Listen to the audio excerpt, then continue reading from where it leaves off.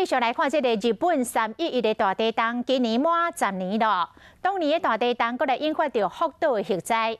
咱台湾慢慢伫8月，针对第4核能发电厂重新运转来进行着公投。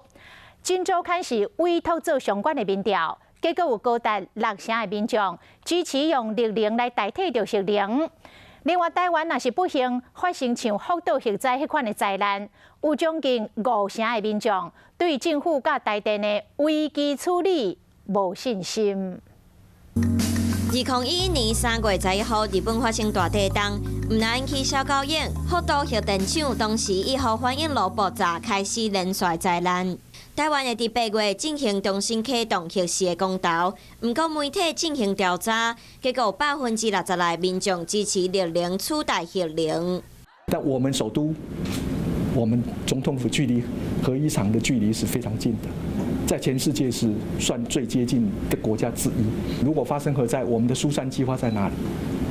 以600万人口，我们有办法疏散吗？日本311大地震今年是第10年，当时的核灾嘛渐渐互人放袂记。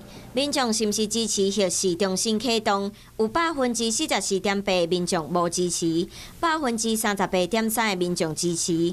假使台湾真正发生核电厂外泄的事故，有42.7%的民众感觉会比福岛更较严重。